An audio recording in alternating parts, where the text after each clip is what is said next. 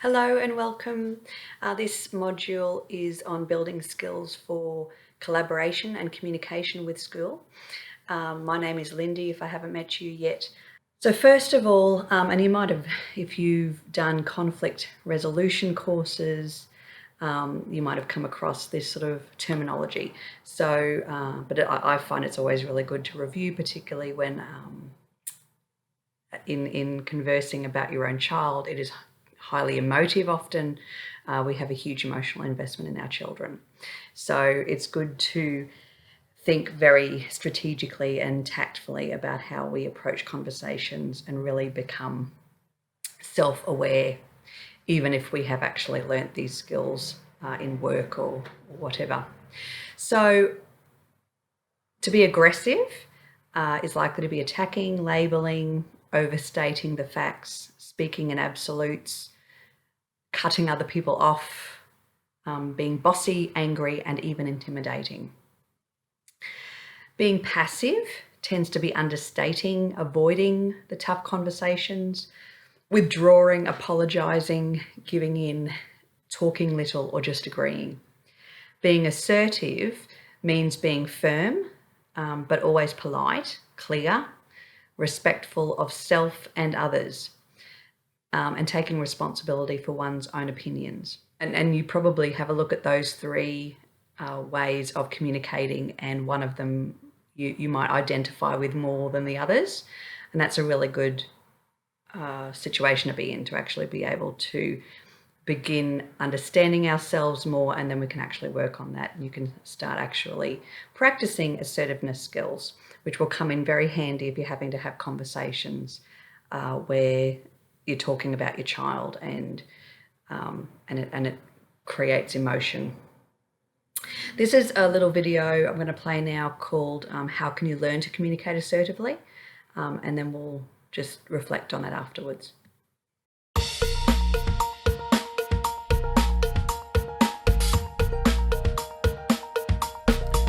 Let's talk about assertion. For all the things that are said about being assertive in terms of tone of voice and body language, I think it all starts in your head. You've got to get your head right first and ask yourself, what do I want to achieve in what I'm going to say, in the situation I'm going into, and what sort of words am I going to use to say it? The body is pretty much a servo mechanism that follows what your head tells you to do.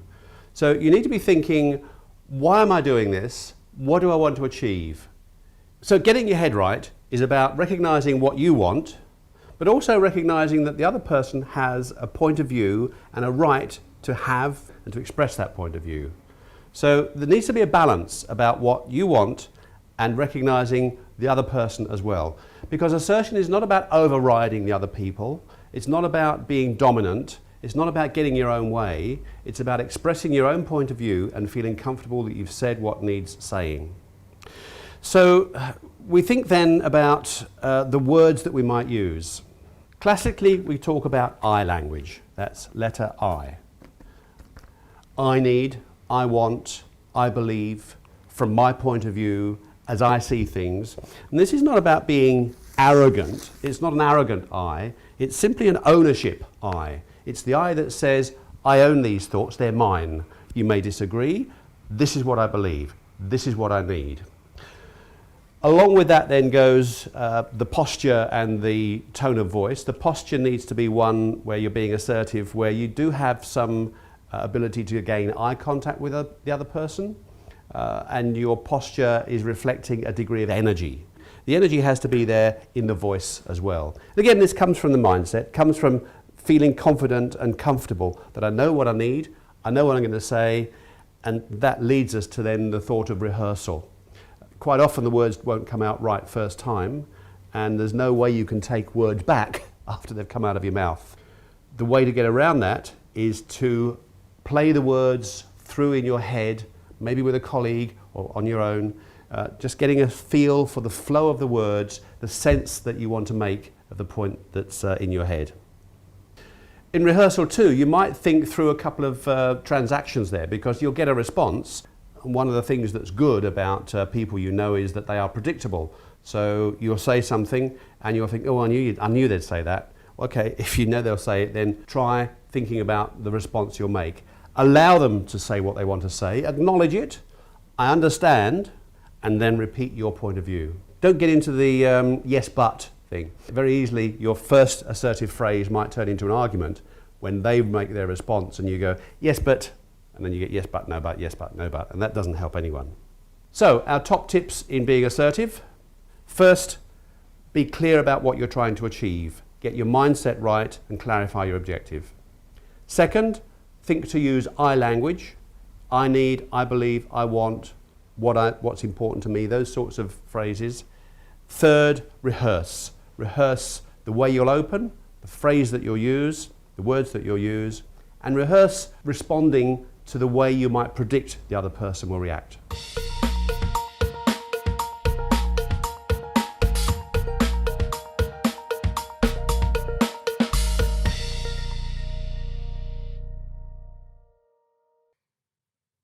So you could see there that I statements are a very big part of assertive communication, and also tends to not get people offside. So if you approach any conversation with an I rather than a you, then that's a really good way to start, because then people can't knock you for owning your own opinions, particularly if it's about your own emotions, what you think about your own child, that sort of thing.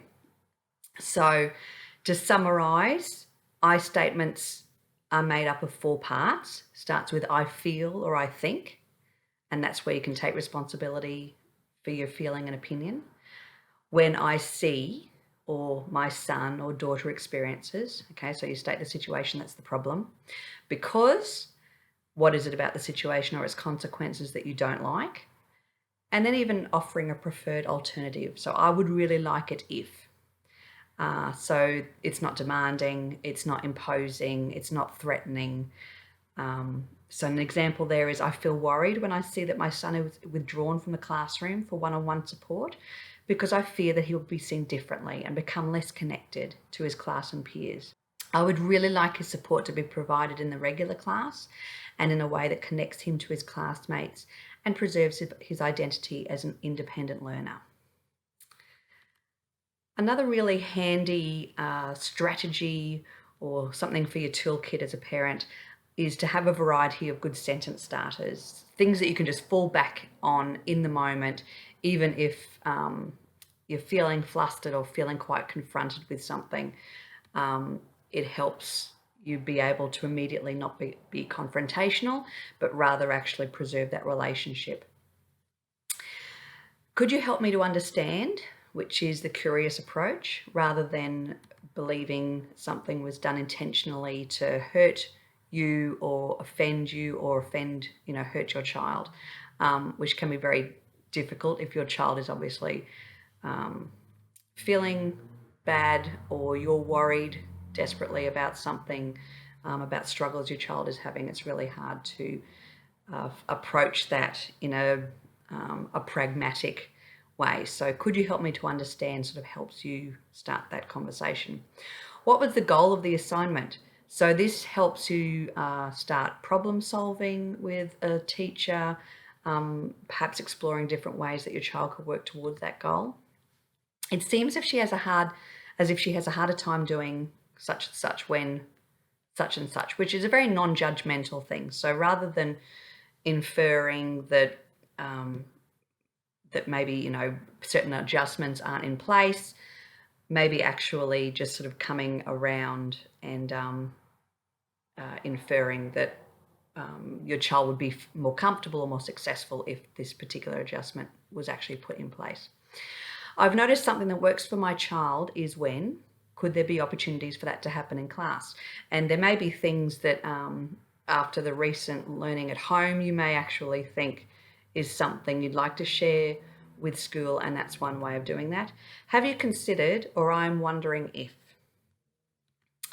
her ILP, which is like an IEP, or the document that sets out the adjustments that need to be in place for a child, provides her with, how does that look in the classroom? And that sort of can start the conversation of looking at if the adjustments are being put in place and when they're being put in place, and consistency and that sort of thing, without inferring some sort of judgment. How can I help or support what you're trying to achieve? And I think we all really like when somebody offers to help, and teachers are very busy people. And I mean, I know that we're busy as parents too, but I think it probably just helps to keep that relationship going if we offer some support with assisting the inclusion of our child. So, tips for tricky conversations: plan the conversation first. You saw in the video that it was very much about practicing, rehearsing in front of a mirror, if you like, or with another person, and predicting what the response might be and then coming up with what you might say in response to what they say. Relate back to an inclusive vision. Use your sentence starters, and always bring it back to what your vision is for your child: being known, being valued, being a successful learner, seeing themselves as an independent, confident individual when they leave school, being valued by their friends, finding their interests, that sort of thing. Thank you for listening.